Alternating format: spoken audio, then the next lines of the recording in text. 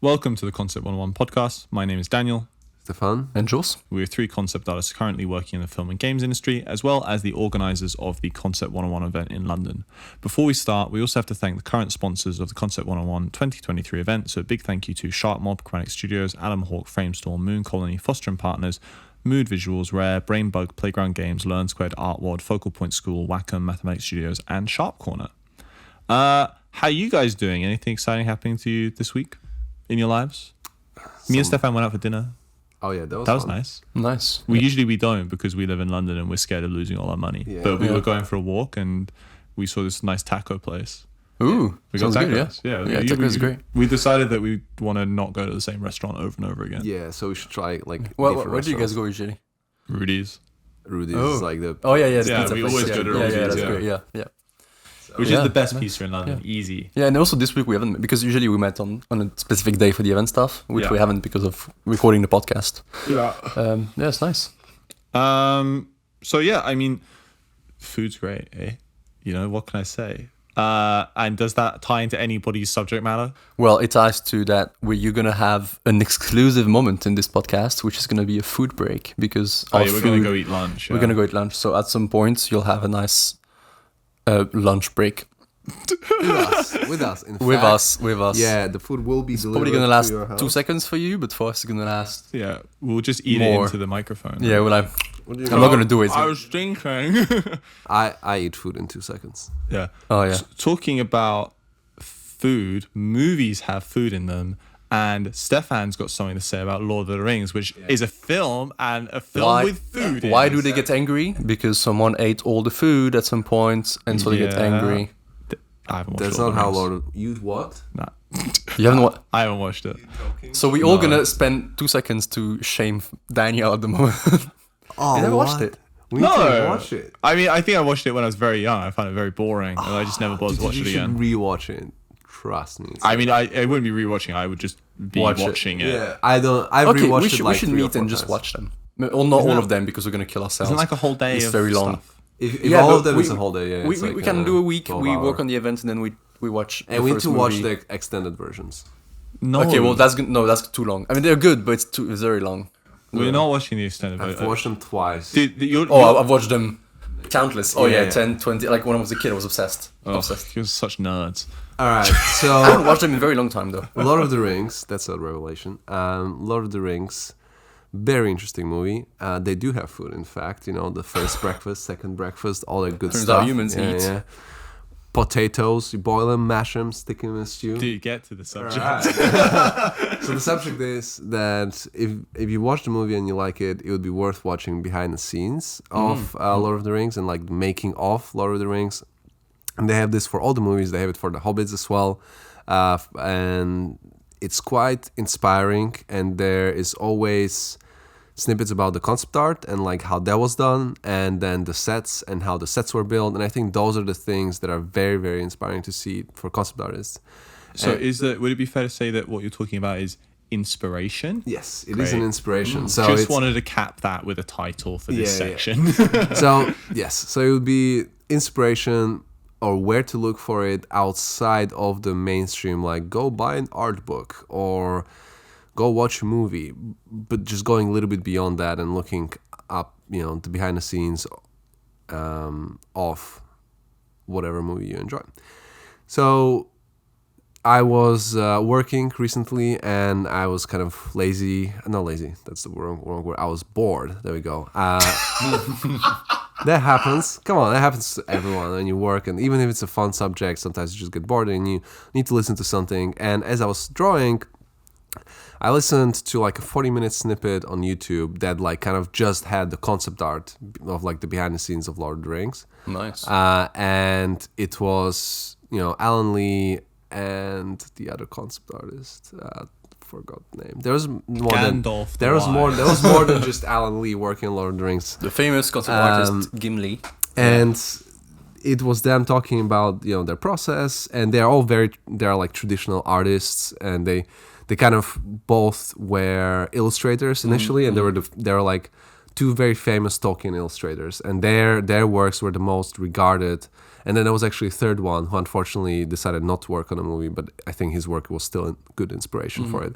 And basically, these guys, they were just, Peter Jackson just had them come in, and they worked for like 10 years, as a concept team.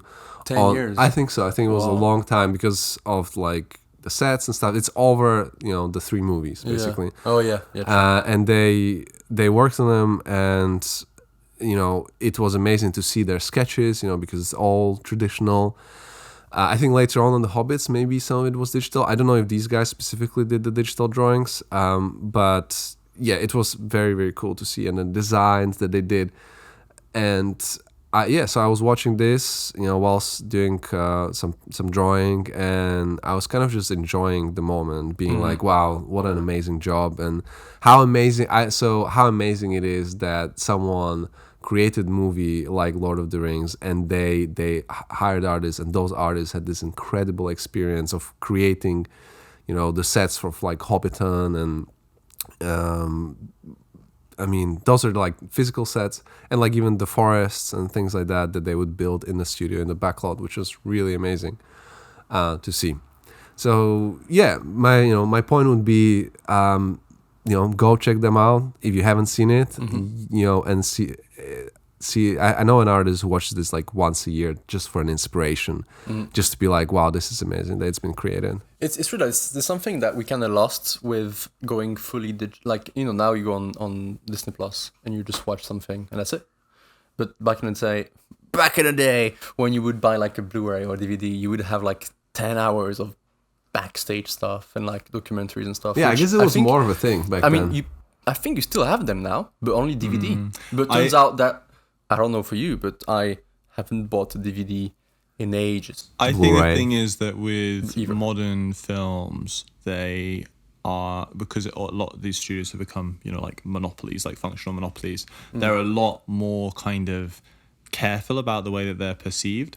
So, I've watched like behind the scenes for like stuff that I've worked on, and they're like, and everything was perfect. Nothing ever went wrong. The director was a genius. The producer was a genius. And it was all cool. And of course, having worked on those films and seen the productions, like, it's not the case. There was loads of really interesting choices that were made. There were loads of very interesting discussions that were made. But the problem is that they don't want to be like front and center with the interesting stuff. Yeah. So, even I think a lot of people probably think like, oh, because it's the day and age of VFX where they're not building stuff anymore. Like, oh, everything's so boring now. But the technical stuff and like the level of thinking that VFX supervisors have to go into to make VFX work is incredibly interesting. And like they still do set builds, it's just that set builds have changed, I think one of the things is, I think it's really disappointing that a lot of, when you get like those interviews with like actors and they're like, yeah, so I went on set and I stood in front of a green screen, like, green screen, whatever. And it's like, there's so much more technicality that goes into it than that, but they just don't have the passionate people talking about how that works. If it was as simple as just like going in front of a green screen, then you wouldn't have a whole industry built out of it, and you wouldn't have people who specialize in these things. And there's so much awesome stuff, but it's just not on screen in behind the scenes. Also, certain projects are on different levels of the spectrum. Some projects are like extremely green screen. Some are like a bit of a clever in between. Yeah. Some are like volume. It just varies, right? But I do agree that watching documentaries or watching how things are made or listening to it is very interesting. I not really concept art related, but I had watched the documentary about the first God of War. Yeah, the reboot, right? That's a really great. And it's amazing. And he goes through like, is it Cory Barlog? The guy who, the director. Cory Balrog. Is it the one where he has in like the little baby carrying thing? And I think so. Kratos there. I think I watched it a while ago, but that was amazing, right? And also the music of that game is insane. But the reason that documentary is so great is because it's a very like warts and all look at the process. There are videos of the directors just like straight up arguing with each other and being like, you're wrong, dude, we can't do this. And it's like, that's what I think people really resonate with when they watch those kind of making of documentaries, is the drama of making something, right? Just because if you just say, oh, everything is so easy, it's all flowers, we never argue, then it's like, okay, you're Mr. Perfect, and okay. Yeah. But if you say, oh yeah, it's hard, it was very like if you, I guess, not necessarily saying it's hard, but saying what happened, Like and you have to put in being effort. being genuine. Also, people identify, I guess, more. Yeah. And if you're doing a task, looking at people, I guess, doing tasks or going through things that might be similar, or going through things that kind of inspire you. Yeah. It just, at least for me, it makes me more productive, or it motivates me. Yeah. I really like seeing people doing things, or I really like people doing an entrepreneur stuff, or getting better at skills. It kind of motivates me to.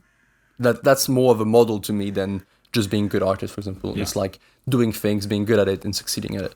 I think if you want to look at an example of a really great documentary, which is heavily based around CGI, the Star Wars documentaries from the prequel trilogy are awesome. You know, it's really cool, especially like the Phantom Menace one, like watching them pioneering new techniques, and them actually showing and like talking technically about how that stuff worked. Like that's all extremely interesting. And it's also great seeing like George Lucas, I think, has always been a fairly interesting director because of how straightforward he is a lot of the time with what he's doing and his mistakes and stuff. Like if you go and watch the Phantom Menace documentary, there's a very well-known moment where he sits down to watch the director's cut with Steven Spielberg, and they film them watching it, and you can see Steven Spielberg's like reactions as he's watching the film, and the lights come up, you know, and they've watched the whole thing, and you hear the da da da da da as it ends, and George Lucas like kind of puts his heads in his hands and he goes, I think we might have gone too far in some places. And you know, it's like that kind of like, I don't know, like honesty is what makes it really interesting. Like one of my favorite documentaries for filmmaking is The Abyss, which is so good because of the level of intensity and drama that came with actually creating those sets and filming them. Multiple people like nearly drowned. You know, they were making this incredibly Tight deadline. Yeah, it's very tight deadline. They were working nights. The chlorine in they filled up an old nuclear water silo so that it was big enough for them to film all the underwater scenes in. And they put the And they put the tarp on top, and then the tarp ripped off during the winter, and the water evacuated, and you know there was too much chlorine in the water, so people were like getting their skin burnt when they were filming underwater, and it's just like. I think Like that's all the hair super was cool. falling out of Yeah. There's so many crazy stories about some movies, and it's very interesting to look into them, like or look at interesting. You know that in Titanic, they built real scale maquettes of Titanic. Oh, James Cameron coming up again. And he was working with historians to see which. Basically, they built it right. Yeah. It's all perfect, history matching and all that until. They realize, oh wait, he didn't leave from left to right of the harbor. He left from right to left of the harbor. Okay. So then James Cameron or whoever was like, okay, that doesn't work. So we're gonna invert the shot. We're gonna film it and invert it. But you have a full-scale maquette with props and text everywhere that you're gonna invert. So it means that it's not gonna be written Titanic. It's gonna be written whatever is Titanic inverted. Yeah. So they had to print all the costumes. They had to make all the props with the inverted letters. That's awesome. So when you film it, it doesn't make any sense. But when you invert the film, it works. And that's insane. They built like probably one of the most expensive maquettes ever. I don't know. It's like real scale Titanic side of it, right? So that's when he leaves the harbor. And then they had to change all the text for the whole set and all the costumes. I think the reason ultimately that all of this stuff is really interesting to us is because it relates to our job, and it's also I think it's really great to get a better understanding of what the job entails beyond what you do. Like we've spoken quite a few times about, you know, just like what happens to your concept after it goes through and how different people work on it and all this stuff. And I think that's why these documentaries are so great, because it gives you a deeper understanding of what goes into filmmaking or what goes into making a game or whatever it may be. And you can project yourself into it. So they're amazing resources for people who want to learn about the industry, because when you go into a film studio and they say, okay, we need you to design a set, but this has all got to be green screen. You're not sitting there and going, why? Why is it got to be green screen? You already know, because you have a vague understanding of the process. And of course, it's not like these documentaries are going to give you a perfect understanding, but they will help you kind of come to certain realizations about the industry, which is invaluable. Yeah. You can also go to, sometimes they allow you to go to some of these sets kind of like, for example, Harry Potter has like a big ass Disney thing in that's right outside of London. I'm sure if you're a Harry Potter fan, you've been there, but Have you been? yeah, I've been there twice. I've never been. It's really cool. Yeah, I've It's been to just- the one in America in Orlando. Oh, I don't know how much But it's cooler is that more- one. Well, this one is quite big. It's quite large. It's like 2 hours of just walking. It's like the across physical, it's the sets. actual sets. Yeah, so it's no, yeah. the They one I have mean the- is an attraction part. No, they have sets. All the sets that they used, or a lot of the sets they used for the movies, including like even the forest and stuff. Oh, wow, or- very cool. not all of the forest, but some of the forest, and yeah, it's just incredible to see all the things, like that mechanical door that they had in Harry Potter in the Gringotts Bank, that's built, functioning, actually working in there. You can see like the things clicking. Actually, I don't know if it's still functioning now, because I think last time I went there, they said like, oh, it's maybe broken down or something. But it is really cool to see all these sets and things that have been built, and maybe it inspires you to wanna go on a set and work on there, rather than like being a concept artist that works like for kind of VFX companies, because that's a To be different fair, job. that's not necessarily a choice, right? Like you have to kind of work your way up to working on set. that is right. Yeah. It's not like something like most people aren't like, I started on set as art department. It's like, no, that's probably Also, not gonna happen. yeah, Unless you're an architect, It's- like in some. it's a good way sometimes to You're it does not a have- concept artist. maybe. You are not, Yeah. but you could work your way from. Yeah. I mean, I could work as a food guy on set as Yeah. well. It's not quite the same thing. But yeah, also I think it might be a good way to understand what each role does. I mean, they tend to ask the leaders more rather than those small hands in documentaries, but still, it's a good way to understand that if you work on set as a concept artist, you have to go there, and maybe you have a family, or maybe you live somewhere and you don't want to go another side of the world to work on a specific set. I think people that work on set have a very different lifestyle Yes. than what we do at the moment. And it's a good way to understand all that, or maybe at least to feel like you understand it, or peek into it. There's a documentary which I haven't watched, but I have heard great stuff about it. It's about Xbox, and it's Right. about how they made it, and it's like a many episode documentary on YouTube, and apparently it's very, very good, because it goes through the whole history of how they created the Xbox, and apparently it was the console. Yeah, and apparently it really shows a lot of hustle and trouble that they went into. Apparently it was very hard. So I know I'm gonna watch it soon, and Yeah. probably you should do as well. Yeah, I haven't even. Don't tell me what to do. The God of War one. I only seen like beginning of it, but now that you mention it again, I think I'll rewatch it. Yeah, Or rewatch it. I Actually, got watch it. great memory of it. Yeah. It's great. It's on YouTube. Yeah, Yeah, and the Abyss one is also on YouTube. I need to watch that. It seems good. I made Stefan watch that one. Didn't I? Did you? I think no, I did. I think I watched it before you, and then we rewatched it together. It's great. Was it before or It's after amazing. he pulled out the gun? Yeah. It's amazing to just see it. And it gives you perspective into James Cameron and how he used to work. Apparently, it's a little bit different now. But yeah, I mean, he's clearly a crazy man. but he, it's I mean, funny, I don't like, think you get to get into this position and get such of a it's That's heavy art direction. There's nice directors out there. Yes, but yeah, I don't think you have sure. to be mean No. to succeed in life. no, but you need. I guess he creates some of the most. I don't know. For example, Avatar. I don't see whom.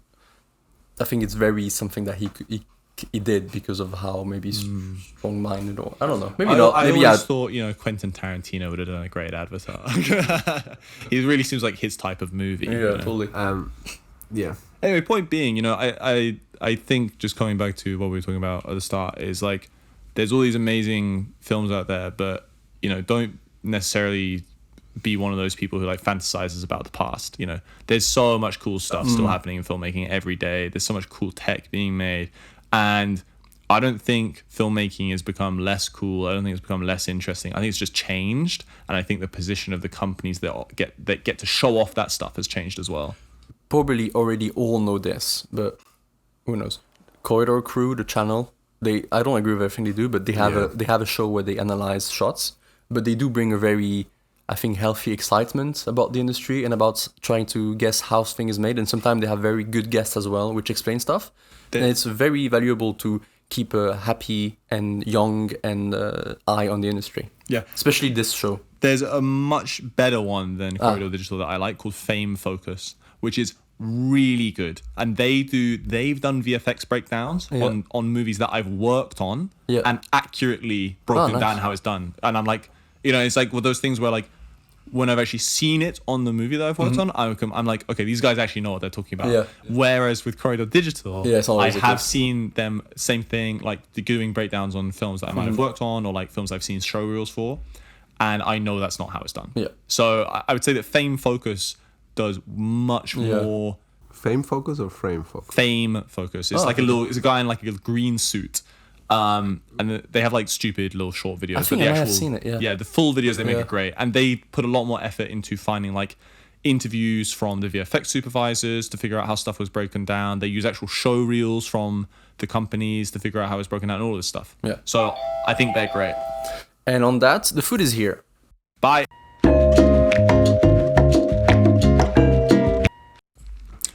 And we're back. Hey. Lunch was pretty good. We had bao Yeah. Delicious. and chips, which was weird. Yeah, it was a I combination. didn't like that combination. It was a menu. We didn't You choose didn't it. like it? I like the I combination. mean, I liked the bao. But we're very good. It's amazing. Amazing. But sauce. if I would to mix food together, I wouldn't choose bao and fries. Yeah, there was a really nice cauliflower fried thing we had as well. Yeah.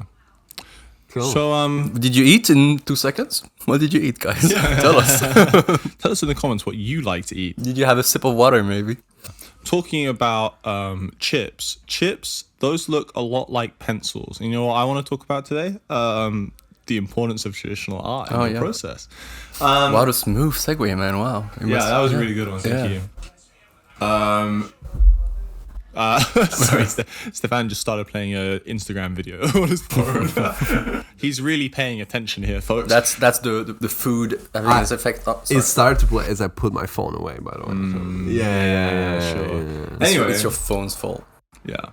Traditional art Traditional art. is a great thing. I think, as part of a lot of the culture around concept art is obviously digital.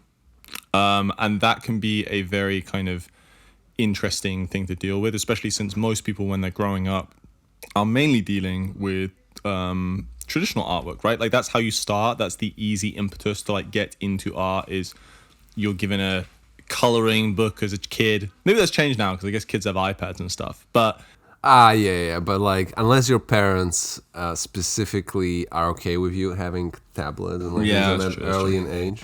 I think most. Sorry, I'm far away from the mic. I think most kids start with pen and paper. I mean, even at school, But that's the thing is like, especially when you're growing up, you're at school, you are doing a lot of traditional art because that's almost like the status quo. And as you maybe get more serious about your concept art career, you do less and less and less, I find. And one of the great things that I found, I had quite, I think we've spoken about it before, I spent quite a lot of my kind of like formative years doing traditional art, learning digital as well, but doing like oil paintings, acrylics, gouache, watercolor, all this stuff. And over the last year, it's something I've really kind of like rediscovered an enjoyment for. I think it's one of those things which, if implemented correctly, just like into your life, can really add a lot of depth to your kind of artistic creation process, and also take your eyes off the screen, which is also really important. I often have like the urge to go and be creative, but I've just stared at a fucking PC screen for like 8 hours already that day, and I'm like, you know what'd be nice? Go downstairs, set up some paints at the table, and just paint and relax and do that instead. Well, yeah. Also, it kind of forces you to change where you do art. Yeah, which is good. Or even like even on the iPad, I know it's not physical, but it helps a bit because you're a different position when you draw. I guess you're not work mode on your desk. You can be in bed or whenever. I mean, depending how big a flat is, but it's quite nice. Yeah. I find it quite very helpful to do traditional art even now, later on, especially now, because it's like an easy way to help progress your own like digital art. It's like if you can do it in traditional, it is always going to improve your digital. I guess it works kind of vice versa. Of course, if you can paint digitally, you probably will be able to paint traditionally, but especially with sketching and things like that, it's very useful to do it traditionally, and also you don't have as many options to change things and erase. So I find like design process specifically, and that's why I'm trying to learn how to design traditionally. I find that my design process, I just have like lots of bad habits from the years of doing this almost like the wrong way. With Control Z. Yeah, with next control, to you, right? with Control Z, and with being able to erase into things and overlay photos over things. I feel like my brain is just so used to this very messy and experimental workflow where I don't really get to, like, I so much look into these happy accidents that I almost forgot how to design, by myself and do an iteration that I want to do, right? So you kind of feel like you haven't developed the intentional design. Exactly, almost. the intentional design where I go, okay, what if it has a big thing on its back? Let's say, I don't know, a design on a mosquito with a special A backpack. backpack. Yeah. What if it looks like a square shape? If I was doing in Photoshop, sometimes I would start drawing a square, be like, oh, I can't draw a square, fuck it, let's do a circle, But traditional kind of forces me to draw the square and look at it, be like, oh, okay, I see it now, and then move on. Yeah. Or like, how can I fix this? Or how can I improve okay, exactly. this?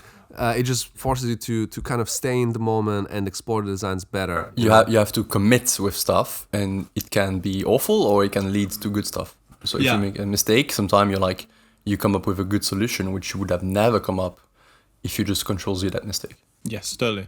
I think it's really valuable. I mean, obviously, there's like you can use pencil and an eraser, right, to have more control over your process. But I think it is really great to know almost like there's a finite amount of stuff that you can do with it. Like, understanding that even with a pencil and paper, there's only so many times that you can erase and redraw over something, right? And I think that really often helps people, like Stefan was almost saying, like deal with intentionality with what they're doing, because even in terms of just like line art and stuff like that, I think it's a really great thing to be able to learn to do line art traditionally and then understand, which is more tactile, right? It has like more to do with the actual like motor neurons and stuff like that, and then that translates really, really clearly into digital.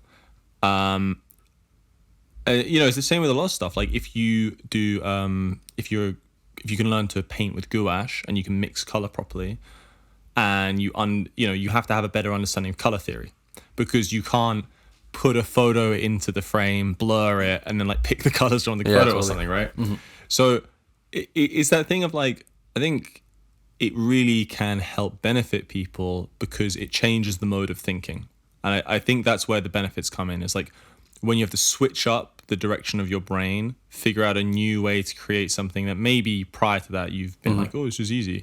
And yeah, just trying new stuff, I think, experimenting essentially. Also, there is a very clear, or like a clearer way, there's a clearer, fine. Whoa, English. There's a much clearer final state of traditional painting, let's say. Sure. It's easier to say that's finished, or like a sketch is finished, because it's just a sketch. On digital, it's much harder to know when something is finished, or it's harder to commit with something. And I feel like if you do a lot of traditional, you might be like, okay, I'm content with this, I'm done. Or, okay, I'm going with this idea, and it's done. It probably was a bad idea, but I'm going into for a new one.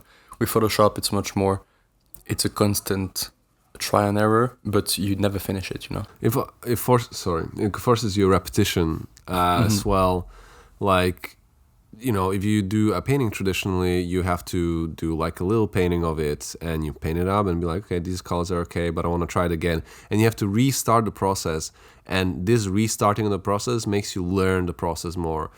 Same with sketching, like you just sketch an animal and then you want to do the same design again. Well, you have to sketch it again. You can't just duplicate it, but it makes you look at it even more. It makes you look at the flow of it even more. It is not that fun to redraw things 10 times, but you learn it. So I think there's a benefit to it. So what type of traditional art do you guys use?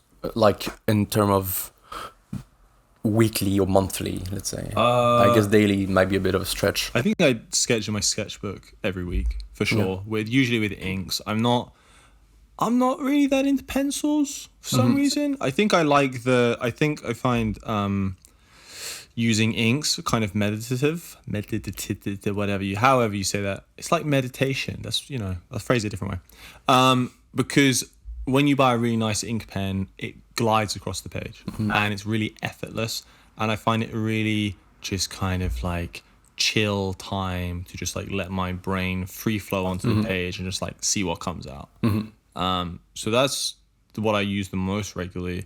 Then, I do pencil drawings. I have like some sketches in my sketchbook which are closer to like almost illustrations, where I've done like an under sketch and I erase it and do inks over the top and blah.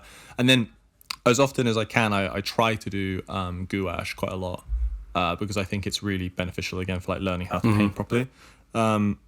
However, that's quite a big time sink. The reason I like gouache is because out of all of the paints, it's the smallest time sink. It dries very quickly. Yeah. You don't have to use that much paint. The paints themselves aren't as expensive as like oils, and you just have to use water, and it's easy to clean. It's quite easy to mix as well, no? I mean, all paints are easy to mix, I think. Yeah. It's rock hard. Yeah. I think your paint might have gone out of date. Yeah. That's how much I use it.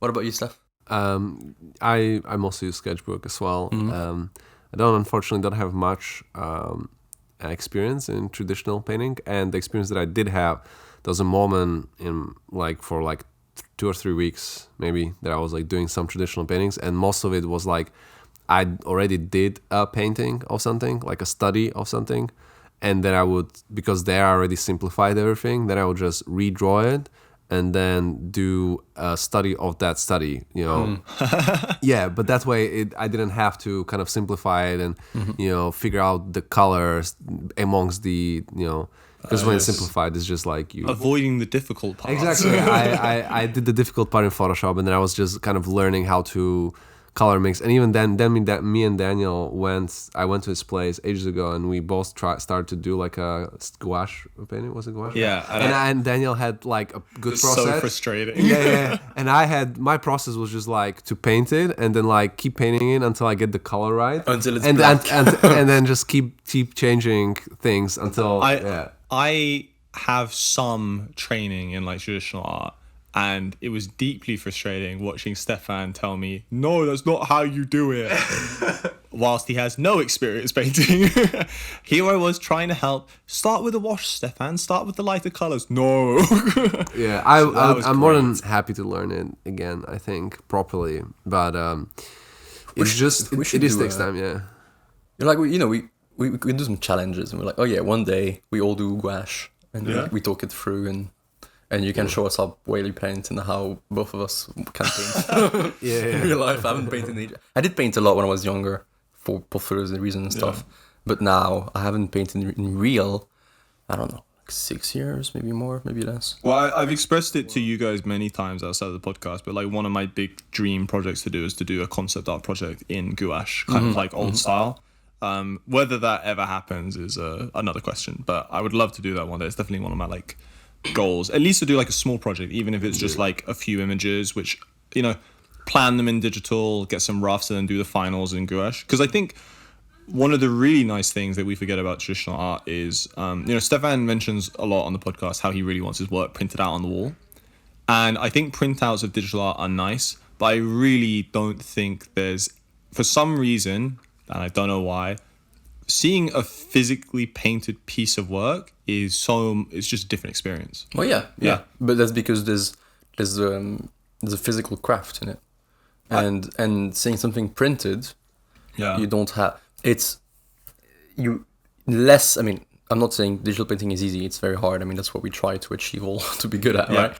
But digital painting has a lot of shortcuts, which are much more time consuming and hard to do with real painting. Yeah. Which is like color picking, or waiting for it to dry, or erasing, or flipping the canvas. But photos, even perspective 3D, all that. And so seeing someone who takes the time to make it real, or actually, I think everything that's human made in real life, an object has more value, right?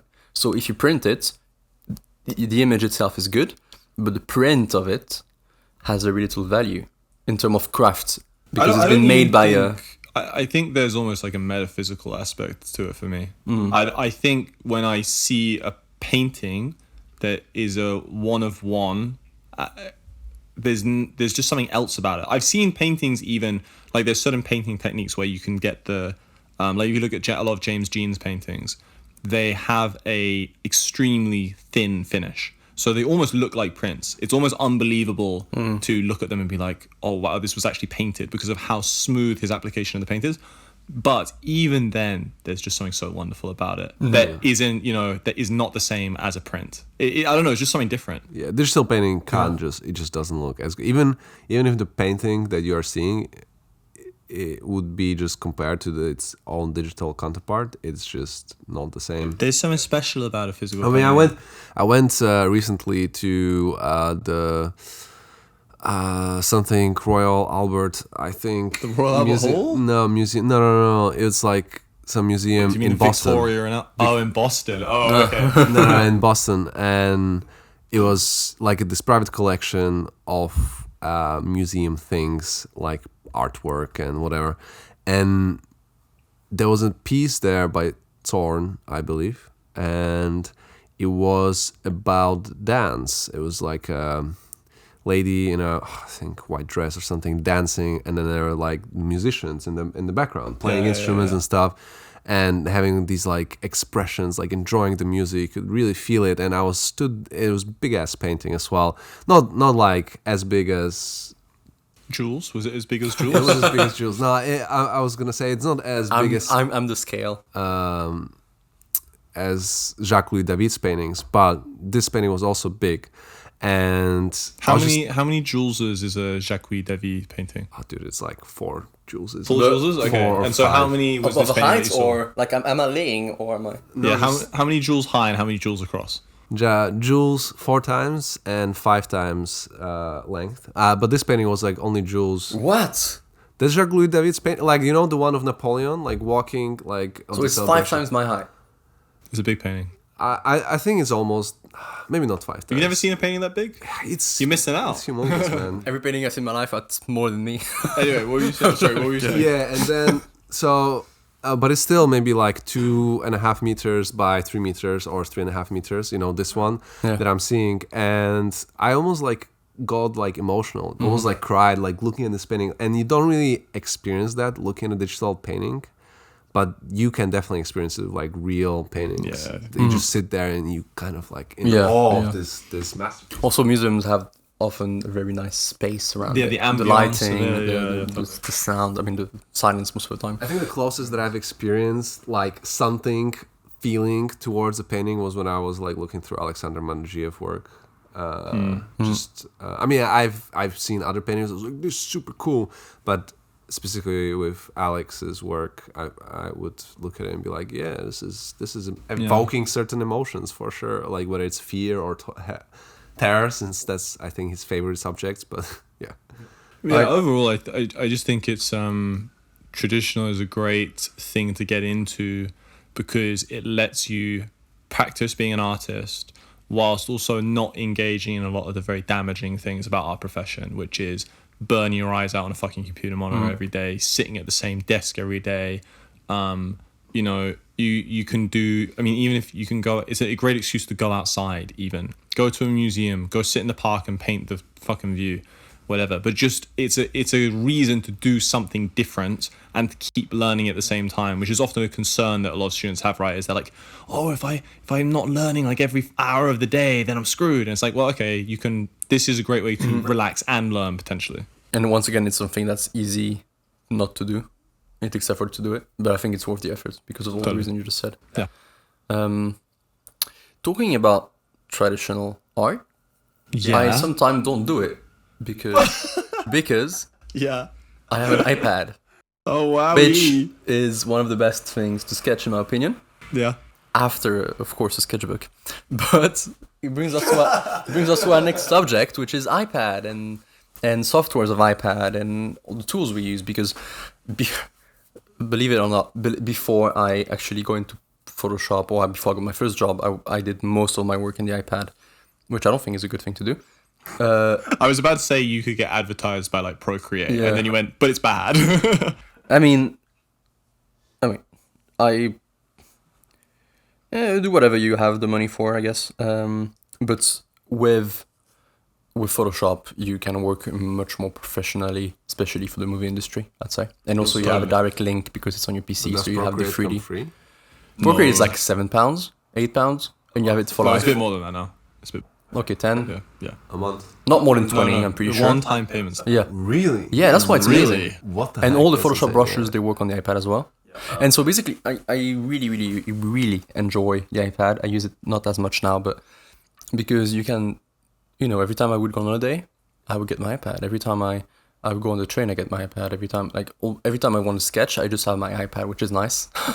I see. I was with Jules with this, and I was like, I also got an iPad recently, and I was like, I had this very romantic idea about bringing it with me everywhere. And then we went to a museum for a sketching trip as part of one. Oh, yeah.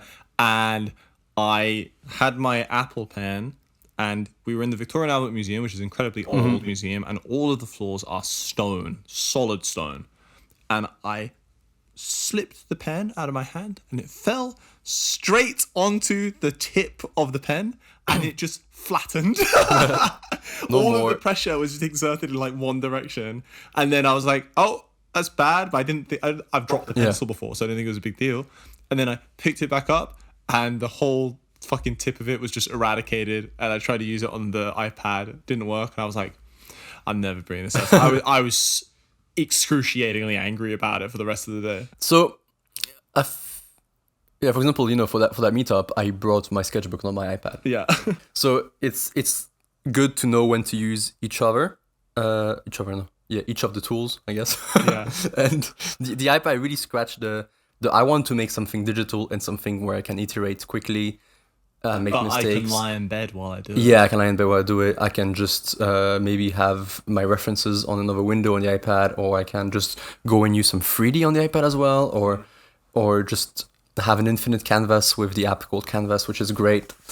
So yeah, it's just an amazing tool, and I think it's if you don't have to worry too much about the money, and you have to get a tool which is an extra tool on top of your PC, I think the iPad is great. I have a question. Yes. Do you think if you're trying to get into concept art, then iPad is worthwhile? But also, when are the time frames of like it being useful and not useful? Because I think if you were just trying to get into it and you're like trying to do your first forays into learning about art and learning about digital art, it's an amazing tool. But I think once you hit a certain point of having to start being more professional, it becomes useless again. And then once you go past the certain point of being professional, it becomes useful again. Do you know what I mean? Totally. Yeah. Also, I think it depends how much you rely on other softwares. If Yeah. you're just a digital painting guy, you don't want 3D, you don't want to use photo bashing, you're like just 2D guy. Yeah, if you're a much better artist than us. Yeah. Then I think you can do everything with the iPad easy because it's just different brushes, but all the functionalities are here. Some stuff even there are better in Photoshop. I will say I think the brushes are actually worse personally, but I found some brushes I like, but I you think can make the brushes yourself or change them or buy new ones. there's some very particular things I don't like. Like I don't like how in Photoshop I can tilt the brush more easily with the brush menu. So I just have my brush menu up in the side, and then I can rotate the brush into different directions. The fact that isn't in Procreate, and the fact that wasn't included in the Apple Pencil, shocking to me, honestly. Considering how they're always like, "Oh, Apple, and we make the most realistic products and stuff." You have tilt in the Apple. But not like an art pen on a Wacom. Do you know what I mean? Where like you can twist it in your fingers and it will change the direction of the tip of the brush. Yeah. It's So funny because I never ever used that technique. I would love to have like an art pen. Honestly, art pen pro. I think it would be game changing. I think- painting. I don't know. I mean, I wish Apple. I mean, I wish it was another brand doing it because it would be easier for people to make their own accessories, which work perfectly. But turns out that I think the apps, most importantly, and the hardware of the iPad just is so much further in terms of technology than what the competition out there. So I would really tell people to buy an iPad. But if people are starting out, should they get one? If you're only 2D and you don't give that's it. Well, why not? Yeah. And like if you have $500 and that's all you have, and you don't have a PC, well, yeah, maybe the iPad is good, Yeah. because you have a tablet. Since you have a Cintiq, it has a good battery, it has a decent pen, and you have a lot of software which are very low cost, and there's no membership. I mean, it's hard. hard to be better, right? Yeah, and on the iPad now, if you get one with like a decent, so if you get one with the M1 or the M2 processor, you also have access to apps like Nomad Sculpt. Yeah, which are amazing. Yeah, very, very good. And Forger as well, I think is very good. So you can be doing ZBrush style sculpting in Nomad, and you can do poly modeling in Forger. There's even CAD programs you can get into on there. Which are quite good. I tried some, yeah. So there's loads of really great resources to get into on an iPad, which don't require you to bring a gaming PC and a whacking board with you wherever you go. Yeah. So if you want to work for movies or for games and you know 3D is important and you have money to afford a computer, I think the computer will always be a better choice. Yeah. And you don't need to travel too much, I guess. Like a tower is the better price comparison compared to buying a portable PC. Yeah. Then the iPad, I mean, I guess I managed to get a job with the iPad. My first job. I mean, I was in my PC a lot, but all the painting and all the photo bashing and everything 2D was made with the iPad. So just absolutely incredible. What? It's incredible. But it didn't actually. No, because the keyframes I have on my portfolio when I got hired, it took me a day to do. Okay. Which was quite similar to what I would do now, but it's just that I trained so much with the iPad that I became very proficient with it. But to clarify, there were 3D underbases you had built in there, which Of course, nothing to do with the iPad, right? Yeah. Okay. So even at that stage, you weren't 100% doing it with iPad. You were doing paint over and a bit of photo bash. And also, I mean, especially now, if you ask me to do that in the iPad, I'll be like, no way, because some tools that Photoshop have are way better, but not even close. It's like way better, and like something that would probably take me a day on the iPad at a time would probably take me 2 hours now to do, just because of how useful Photoshop tools are. And like even when you have render passes and you want to mix them in a specific way, or like that mixing thing when you double click on a layer and then you can mix it with the values. Blend-if. Yeah, Blend-if. Yeah. I use that 50 times per day. Wow, that's maybe not 50 times, all the time. I use that a lot in my workflow. Okay. And that's on the iPad. So now I'm like, oh, what do I know? It's very hard. Totally. Yeah, and you can. I've never used iPad, but can you make actions? I don't even know what it is. Actions. You can have shortcuts and stuff. But can you make your own like actions, which is like a series of shortcuts combined into one action? I'm not sure. I mean, again, That's like a little code you run, right? Yeah. I love that function in Photoshop. I mean, I don't have that many, but I have certain things like when I cut out photos, I have a function for it that basically it doesn't cut it out for me, but it brings it quite close, and then I just get to and it ends in the point where I adjust it to how I want to cut it. That's nice. And I can cut things. I would probably say I can cut things out faster than anyone in here. Out of a photo. Flex. Why are you gonna do matte paint?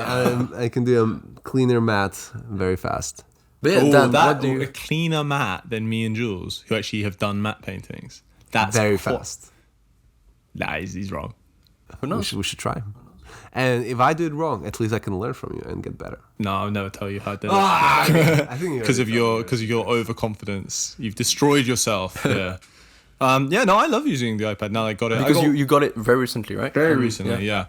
And it's good. I mean, I think the thing that I like is, number one, the screen is not as intense as the thing as one you get on a PC, so it's not quite as harsh on your eyes. And also, it lets me get away from my desk. A lot of the time, I have projects that either I have to do because it's work, or projects that I want to do because I'm a passionate creative. I wish I could make the sound of the sparkles like. Right, it's quite hard to make. No, so you get sound pack online. No, but with my mouth. Oh, that would be because I wanted to make it now. Oh, just edit it in. But yeah, I mean, I think it's really great because it just lets me leave my desk. And it is something that I don't know how often people talk about stuff like this, but as a concept artist, as a professional concept artist, you spend so much of your time sitting at the same desk every day, and that's it. That's why I really like going into the office as well, because it gives variety to me. Mm-hmm. And I always think, like, at least for me, you guys might disagree, but like, if you don't have variety in your life, then your life just goes by like really quick. Like I don't particularly like having a pattern. Yeah, dude. I like to keep the world guessing. Routine in English? Yeah, routine. Yeah. I have a routine, and everything goes by fast. Well, there you go. I need to break it up. But it's nice to have the iPad because it breaks up my routine. Yeah. If I have a project where I'm like, ooh, I really want to do like a spaceship design tonight, then it's like, okay, I could go sit at the desk where I've already been sitting all day, and it's kind of like almost like a stressful environment. You know, you have like bad juju energy around there. Or I can go down to my living room. I can sit in front of a window. I can watch the sunset. I can sketch on my iPad, have a cup of tea, and just relax. Yeah, it's very good for pre-production work. I really like it for sketching. Yeah. And I tend to try and use it at work as much as I can. So do you do sketches and then send to clients for work? Yeah. I did a few sketches that I sent to client directly from the iPad. Ideation mostly. Do you guys know any good resources where if someone does get an iPad, like where to learn how to use it, or any good artists? I that hate use to it? promote them, but ArtStation has a pretty good one, if I remember correctly, on how to get used to iPad. Look at Nikolai Lokerston. I can't pronounce his name, but he's a very famous Procreate artist. And he's also, I think, if you buy Procreate, one of his paintings is there by default. Yeah. He's amazing. I think he has some courses or stuff. He did a lot of talks at industry workshops at the time. I remember I had an iPad at the time, and I was using a pen, but not the Apple Pen. Oh, so right. I would use the iPad before the Apple Pen, and he would do these insane paintings with this thing or with his finger. And I chatted a bit with him, and he would like kind of told me a few tricks at the time. And so I don't know if he does anything linked to teaching, but if he does, I know he's very good at it. So might be a good person too. Yeah, Nikolai Lokersten. Yeah. Lokertsen. Yeah. I mean, I think Procreate advertise the shit out of him, so you probably know him if you know Procreate. But Nice. otherwise, the app concept is very, very good. It's like an infinite canvas. Yeah. And I've been finding myself to like it a lot recently. It just feels so good to draw on it for some reason. Yeah. Not for painting, but for sketching. And then I guess for 3D, what is it that we said? Nomad and Forger. And there's the CAD one, which is I forgot. I don't know. CAD. Just type in CAD on the App Store. I've And- got a little Paperlight thing on my iPad, which I like too. Yeah, I have this as well. Yeah. Makes it feel like paper. Paper. And It's good though. I wish I could spend more time on this iPad, to be fair. I think it's just that thing of we all wish we could spend more time essentially outside of our existing frame of reference, right? Yeah. You know, you get so used to working one way and you get so used to doing the same thing over and over again that it's nice when you can break out of that comfort zone and really just try something different. Totally. Yeah. I mean, to that example as well, I have the Wacom Intuos Pro at home, and then I have Cintiq at work, and it's just cool to kind of change up between them, and I can see paintings differently as well. Yeah. And just it's cool to try. Line art is different as well on both of them. It's quite fun to see the difference. Yeah. Totally. Cool. Well, I hope that was an enjoyable discussion for everybody. Personally, I was really bored that whole time. So boring. Yeah, These guys, I can't. But anyway, that'll be the end for today's episode.